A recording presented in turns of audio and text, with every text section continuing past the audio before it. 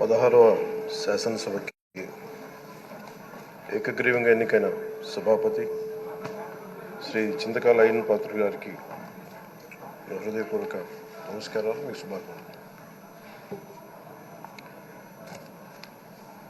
ఇది నేను మొదటిసారి అసెంబ్లీలోకి అడుగు పెట్టడం. ఇలాంటి సుదీర్ఘ రాజకీయ అనుభవం ఉన్న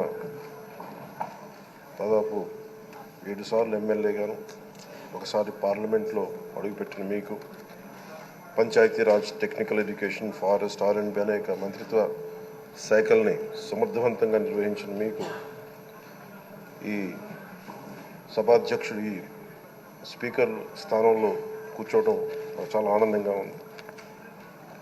ఇన్ని దశాబ్దాలు ప్రజలు రాజకీయ జీవనంలో ఇన్ని దశాబ్దాలు ప్రజలు మీ వాడి వేడి చూశారు. మీకు కోపం వస్తే ఋషికొండను చెక్కినట్టు ప్రత్యర్థులకి పదునైన ఉత్తరాంధ్ర యాసలో గుండు కొట్టేస్తారు.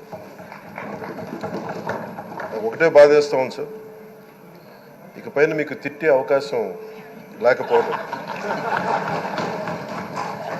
కానీ ఇక మీద సభలో ఎవరు తిడుతున్నా దాన్ని ఆఫ్ చేసే బాధ్యత మీ చేతిలోనే ఉంది. మీరే మైక్ ఆఫ్ చేయాలి. అంటే మా చిన్నప్పుడు నేను చూసేవాడు, ఒకసారి అల్లరి చేసే అబ్బాయిని క్లాస్ లీడర్ చేసేవాడు చిన్నప్పుడు మా స్కూల్లో. కానీ ఇన్నాళ్ళు ప్రజలు మీ వాడి వేడి పలుకులు, మీ ఘాటైన వాగ్ధాటి చూశారు.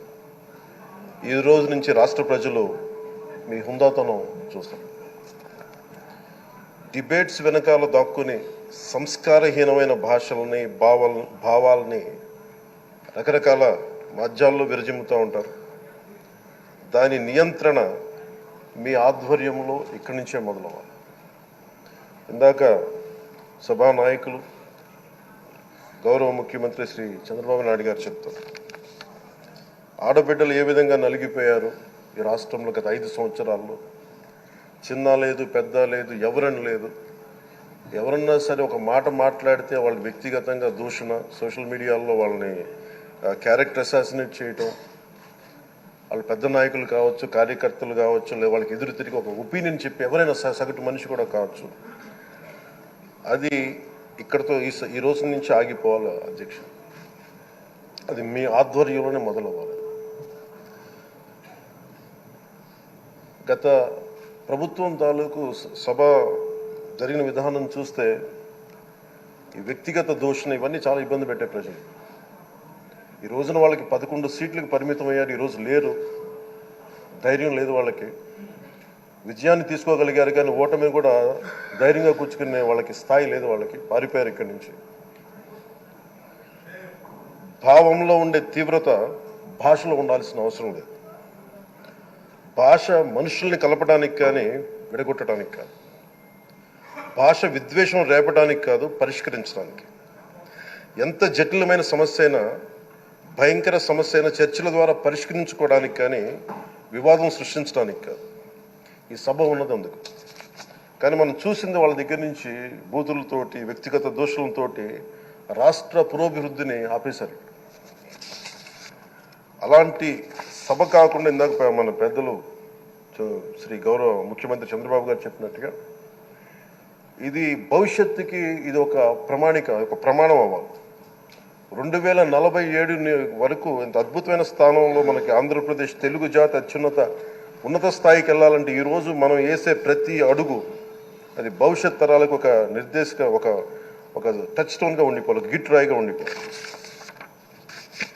ఈ రోజున ఈ సభలో ఉన్న గౌరవ సభ్యులందరూ చట్టాలు చేయడానికి ఉన్నారు, చట్టాలు ఉల్లంఘించడానికి కాదు.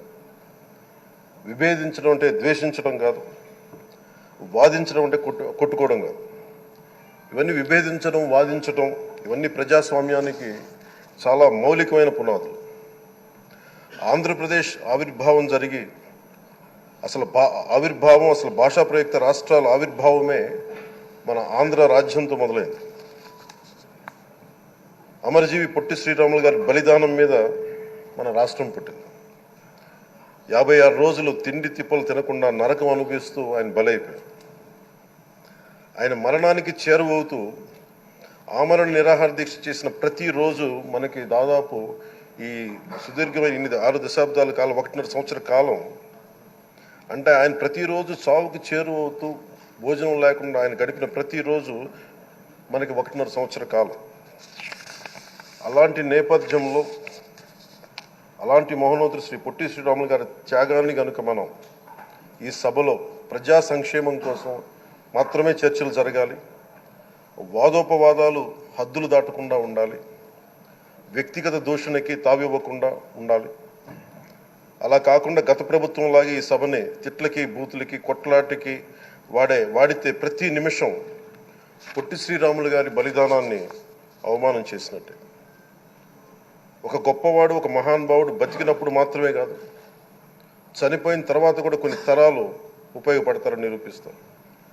అలాంటి కోవకు చెందిన మహానుభావులు ఆంధ్ర రాష్ట్ర సృష్టికర్త, భాషా ప్రయుక్త రాష్ట్రాలకు శ్రీకారం చుట్టిన ద్రష్ట, అమరజీవి శ్రీ పొట్టి శ్రీరాములు గారి స్మృతిలో ఒక విలువలతో కూడిన ఒక సత్సాంప్రదాయాన్ని తెరలేపుతూ మీ ఆధ్వర్యంలో ఈ సభ జరగాలని, ఈ 5 ఏళ్ల ప్రజా ప్రస్థానంలో ఈ విలువైన 5 ఏళ్ళు రాబోయే తరానికి గొప్ప భవిష్యత్తునిచ్చేలా, అన్నం పెట్టే రైతుకి, కౌలు చేసుకునే రైతుకి, రైతు కూలీకి అండగా ఉండేలా, మహిళలకి భద్రతతో పాటు ఉన్నత స్థాయికి ఎదిగేలా, ప్రభుత్వ ఉద్యోగులకి భద్రత కల్పించేలా, పశువు పక్షి ప్రకృతి సర్వజనులందరికీ కూడా మతాలకి ప్రాంతాలకి అతీతంగా సుభిక్షంగా అభివృద్ధి పదంలో ఆంధ్రప్రదేశ్, ఆంధ్ర రాజ్యం అద్భుతమైన ప్రగతి సాధించేలా ఈ చర్చలు సాగాలని కోరుకుంటూ, సభాపతి అయ్యన్న పాత్రుడి గారికి